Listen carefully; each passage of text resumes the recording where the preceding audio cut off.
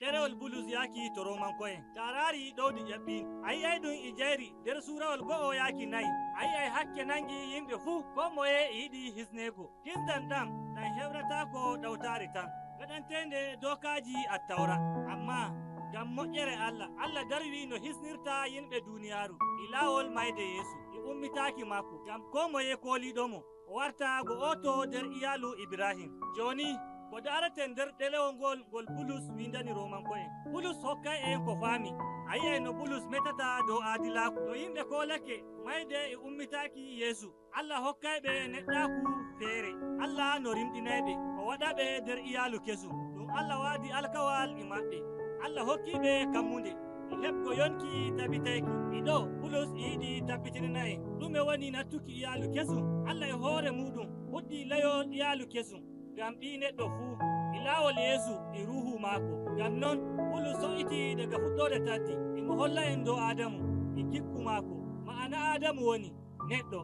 Gaɗa neɗɗo suɓi wonya ko Allah wi'i o waɗi hakke e yidde hoore. Ngam non ko moye kiita Allah nangi ɓe garti maccuɓe hakke gonɓe les bawɗe mayde. Ngam non Bulus waddi Adamu e Yesu ngam o holla en ko o wi'ata en Adamu keso jooɗiɗo jonde ɗawtari Allah o hebbini ko Allah yiɗi fuu. Ɗum en giɗum nder ayaji ɗuɗɗe gollayɗe yidde.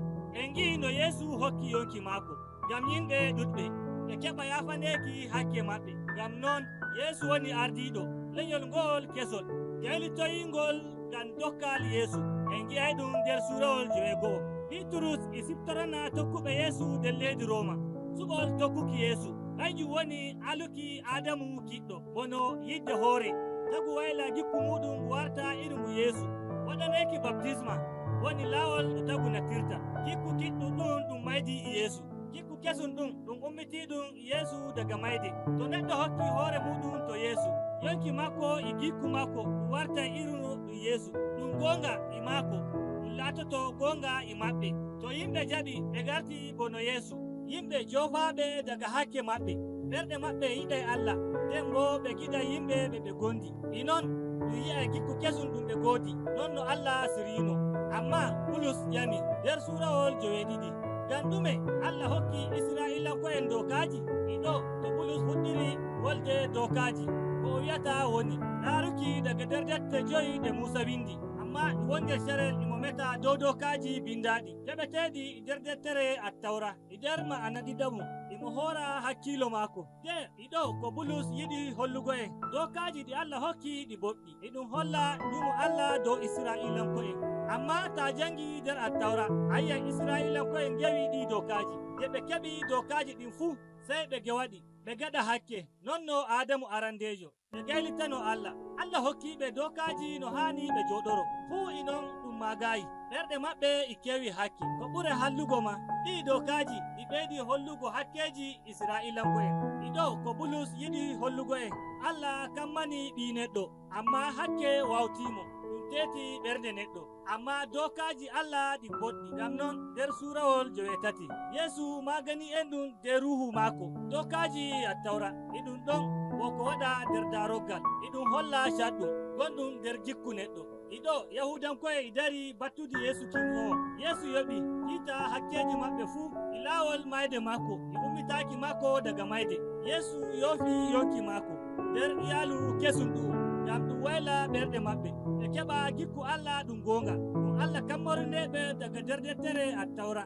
nde o hokkiɓe dokaji maɓɓe ɓe giɗa Allah e yimɓe ɓe gondi. Ɗum woni taddi kayri ndi Allah waɗi kanjum waɗi ngal kuugal ngal hisnuki yimɓe ngam ɗum hisnitina ko moye keɓa nattuki yidde Allah. No jiinoɗen nder suurawol 1 yaaki 9 en gi'ay ko ekkitinta ɗum waddana en gongol ƴamol feere. To ni ɗum woni ko Allah yiɗi ngam ɗume Bulus tokki Yahudanko'en ɓe anda Yesu Kristo e waɗukino Allah hebbini alkawal ngal o waɗannoɓe. Ɗiɗo Bulus holla en goɗɗum nder suurawol 9 e nawɗum ɗum o nanata dow Yahudanko'en ɓe jaɓayi Yesu woni kisnayɗoɓe. O waɗi ƴumo luggungo dow Isra'ilanko'en o raari o tokkiti nder alkawal kingal imo yiɗi o siftorana en gikku irigu Isra'ilankeji taniraɓe Ibrahim. Allah yeɗaniɓe alkawal. Bulus holli en Allah suɓiɓe hamɓe gonɓe iyalu Ibrahim ngam ɓe laato laawol ngol ɗum heɓrata alkawal ngal. Ko o yiɗi o tabbitinana en woni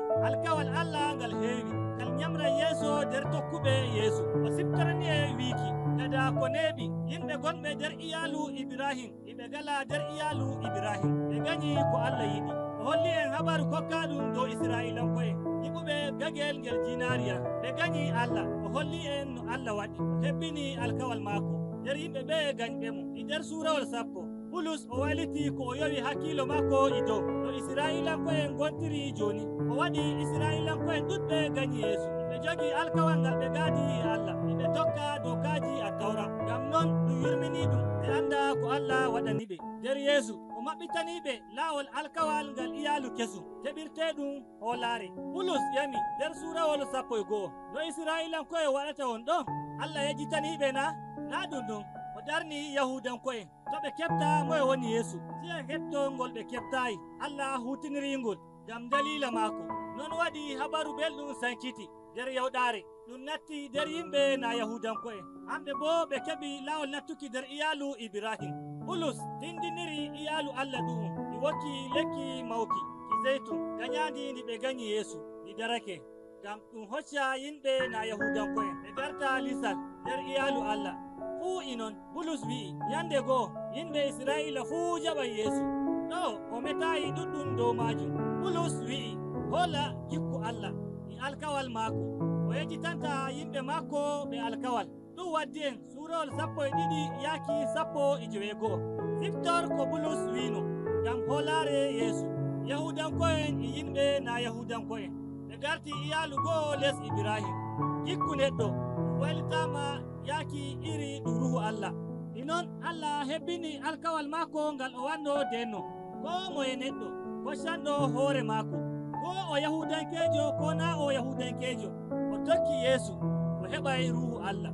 E nder suurawol 12 yaaki 13 o holli en no leƴƴi ɗiɗi ɗi kawtiri nder yidde Allah e moƴƴere maako. Yidde ɗum goɗɗum keɓeteɗum saahu ngam walluki goɗɗo ko gikku kesu ɗum heewi moƴƴere. To leƴƴi ɗiɗi ɗi kawti e nder gikku ɓe fuu ɓe gartay bono yeesu. Feerotirol gongol hakkunde maɓɓe re'i ɓe keɓi yahuye e siryotireki e Allah e yidde ɓe kollirta teddungal tokkuki yeesu. Ɗum hebbini dokaji Attawra wato yidde Allah e yidde yimɓe bono kiruɗa hoorema. E nder suurawol 14 yaaki 15 Bulus hoori hakkilo maako dow gikku yimɓe Roma ɓe geddotira dow ko Yahudanko'en ñamata e ñalde siwtare. Bulus wi'i ɗum wonnata neɗɗo ɗum wurtinta neɗɗo bo nder iyalu yeesu. To yimɓe peerotiri ngal al'adaji e ɗum haani ɗo ko haani ande woni no ko moye hocciri fii muɗum e ɗum feerotiri e ɗum goɗɗo. Amma sey ɗum muñmuytira nder yidde ɗum hawta hoore nder iyalu yeesu. Bulus timminiri ɗerol maako wiiki moye woni ardiɗo kawtal tokkuɓe yeesu. Nden kawtal tokkuɓe yeesu gongal santeriya o heɓi teddungal ardare o janga ɗerewol ngol e jayri yeeso kawtal tokkuɓe yeesu wonɓe nder Roma e arande. Bulus timminiri e hownuki woɓɓe daga nder ardiɓe ɓe o neeɓi o yi'ayi e timmode a famtay boɗɗum joni. A yi'ay ɗumo Bulus e jayri ɗume woni goonga ko haani tokkuɗo yeesu anda. Ɗum woni ko saabi nder ɗerewol ngol Bulus windani Romanko'en.